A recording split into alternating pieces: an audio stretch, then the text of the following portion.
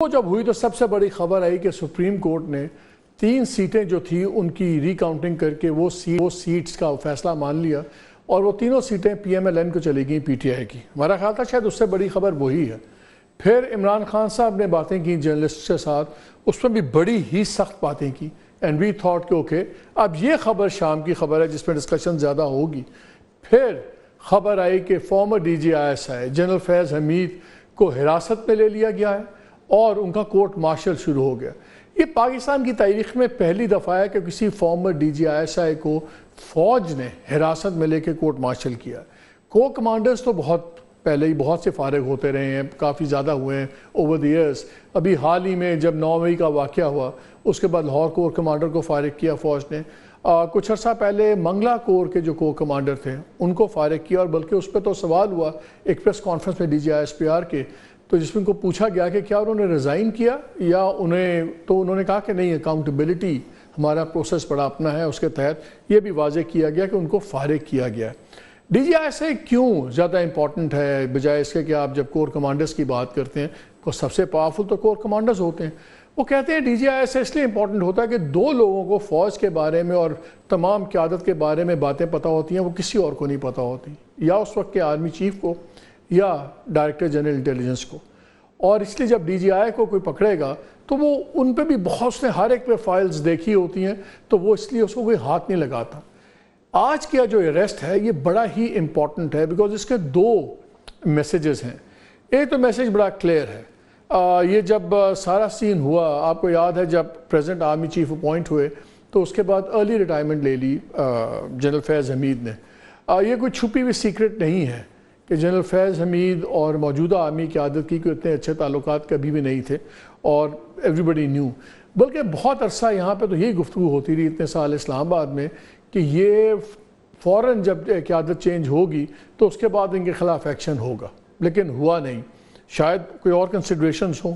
फिर नवंबर 2023 के अंदर जो टॉप सिटी के मालिक हैं उन्होंने एक पिटिशन फाइल कर दी सुप्रीम कोर्ट में। ये बड़ा सेलिब्रेटेड केस था, टॉप सिटी है बिल्कुल इस्लामाबाद की एंट्रेंस पे, जिसमें उन्होंने पहले भी इल्ज़ामात लगाए थे कि बतौर DG ISI इन्होंने उनके कब्ज़ा करने की कोशिश की, सोसाइटी लेने की कोशिश की उनसे कुछ और लोगों के साथ के बहस पे, और जब नाकाम हुए तो उन्होंने उठवा लिया, इनको भी उठा लिया, इनके घर से उन्होंने इल्ज़ाम लगाए करोड़ों रुपए की ज्वेलरी, दूसरी कीमती चीज़ें एंड ऑल दैट। फिर वो अपनी पिटिशन में लिखते हैं कि बाद में इनके भाई जो कि बहुत ही इन्फ्लुएंशियल तहसीलदार भी थे, if I am not wrong I think Najaf Hamid था शायद उनका नाम, वो आए इनके पास, वो इनको मिले और फिर उन्होंने कहा कि मुझे खुद DG ISI मिले, और बतौर DG ISI उस वक्त जनरल फैज़ हमीद थे, और वो उन्होंने मुझे कहा कि इसको ख़त्म करते हैं। बहरहाल उनको बहुत सी चीज़ें वापस नहीं मिली और ये मसला चलता रहा। ये असल वाक़या 2017 के ऑनवर्ड्स ये सारी चीज़ें चलती रहीं। आज का जो फैसला आया है, फ़ौज ने जो ऐलान किया, ये बड़ा ही सिग्निफिकेंट इसलिए है कि इसमें 2 पैगाम हैं। बहुत से लोग जिसको ऑब्जर्वर्स जो सिविल मिलिट्री रिलेशंस को करीब से देखते हैं वो कहते हैं एक तो पैगाम है बड़ा स्ट्रेट, आर्मी के अंदर भी बड़े लोग PTI या दूसरे लोगों का ख्याल था और कहते भी सारे कि जी बहुत ज़्यादा डिसकंट्रोलमेंट है, बहुत ज़्यादा लोग नाराज़गी है। तो एक तो मैसेज बड़ा क्लियर है कि अगर DG ISI अंदर हो सकता है और उसकी कोर्ट मार्शल शुरू हो सकता है तो बाकी तो फिर 2 दफ़ा सोच लें क्या चीज़ है क्या नहीं है। और दूसरा जो आज के बयानात भी आए इमरान खान साहब के और जो हम कोर्ट में भी देख रहे हैं कि सुप्रीम कोर्ट का स्ट्रेट क्लैश हो गया गवर्नमेंट के साथ, वो उनका रिज़र्व सीट्स के फैसले पे भी कोई अमलदारी करने पे बिल्कुल नज़र नहीं आ रहा कि कोई मूड नहीं है, फिर लॉ मेकिंग भी होगी है सब कुछ।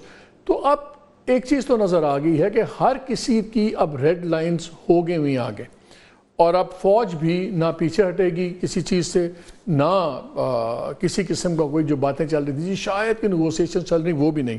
पहले इमरान खान साहब का सुन लें कि उन्होंने आज कहा जर्नलिस्टों से जब वो बात कर रहे थे अपने अडियाला के अंदर, एक तो उन्होंने कहा कि जी चीफ जस्टिस और इलेक्शन कमिश्नर मिले हुए थे, आर्मी चीफ ने उनकी सपोर्ट की थी, 8 फरवरी को उनका प्लान नाकाम हो गया। आज जो उनकी बातचीत इसलिए मुख्तलिफ थी कि आज सारा फोकस उनका ज़ात पे था आर्मी चीफ की, और वहीं से नज़र आ गया था कि अभी हालात बहुत ज़्यादा ख़राब हो जाएंगे।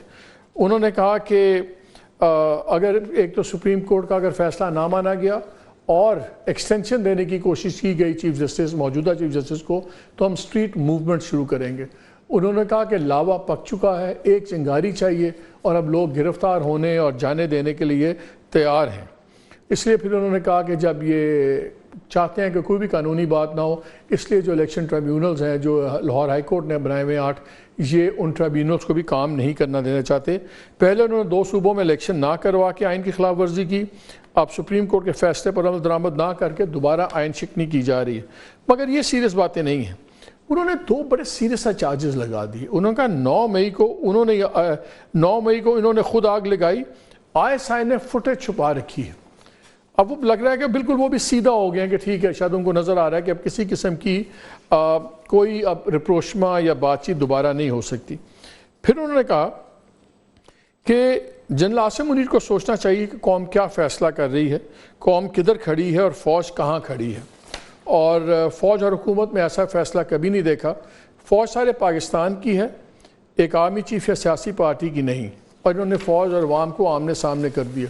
अगर आप 2-3 दिन पहले जनरल आसिम मुनीर साहब का बयान सुने जो उन्होंने उलमा मशाइख कॉन्फ्रेंस में कहा था, तो उन्होंने कहा था कि जी हम फसाद फिल अर्ज़ को किसी कीमत पे नहीं होने देंगे, एहतजाज करना है आराम से करें, लेकिन ये चीज़ें नहीं होंगी। आज खान साहब की बात के बाद और अरेस्ट ऑफ जनरल फैज़ हमीद लग रहा है कि चीज़ें बिल्कुल पॉइंट ऑफ नो रिटर्न से गुजर गई हैं। और ख़ास तौर पे जो आप ISPR का बयानिया देखिए, जो उनका इशू हुआ स्टेटमेंट, उस पर तो उन्होंने लिखा है कि क्योंकि सुप्रीम कोर्ट ने ऑर्डर दिया था इस केस में, टॉप सिटी केस में, कि इसको इन्वेस्टिगेट करें, तो वो तो हमने हुआ। लेकिन सेकंड पैरा बहुत इंपॉर्टेंट है। पहले मैं अंग्रेज़ी के 2 लाइन्स पढ़ देता हूँ। उसमें लिखा हुआ है in addition to the earlier, जो उन्होंने टॉप सिटी वाली बात की, multiple instances of violation of Pakistan army act post retirement have also been established. यानी कि बहुत सी इन्होंने चीज़ें रिटायरमेंट के बाद की हैं जो आर्मी एक्ट की खुली मुखालफत है। और हम यहाँ ख़बरें बहुत चलती थी, सुनते थे कि जी फैज़ हमीद साहब पोलिटिकली एक्टिव हैं, PTI के साथ एक्टिव हैं, सब कुछ है। और मुझे याद है उस ज़माने में एक बहुत सीनियर आदमी ने मुझे बताया, जब ये कोर कमांडर पेशावर थे, कि ये 2-3 बारी के इस्लामाबाद आए, तो फिर GHQ से वाज़ेह तौर पे कहा गया कि तमाम कोर कमांडर्स को कि जो भी स्टेशन छोड़ेगा पहले परमिशन लेगा सेंटर से, और इनको भी मना कर दिया गया। और so this is all thing. कुछ लोगों ने कहा कि फैज़ हमीद साहब को पता था कि इतने हालात ख़राब है, तो पाकिस्तान में क्यों बैठे हुए थे, बाकी भी तो बाहर हैं। उसमें भी मैं आपसे ख़बर शेयर करूँगा कि अनऑफिशियली ही न्यू कि इनको ट्रैवल अलाउड नहीं है और बाहर जाने पर इनकी पाबंदी थी। तो काफ़ी देर से चीज़ चल रही थी। असल इंटरेस्टिंग चीज़ है कि आज क्यों हुआ। ये टाइमिंग बड़ी इंपॉर्टेंट है, बिकॉज इसके मैसेजिंग बड़ी क्लियर है। और आई थिंक सबसे सख्त मैसेज तो शायद PTI के लिए होगा, बाकी छोड़ें। और दूसरा, इस फैसले में एक और भी इंटरेस्टिंग चीज़ है, जनरल फैज़ हमीद को तमाम इंडिविजुअल क्राइम्स के ऊपर आज पकड़ा गया है।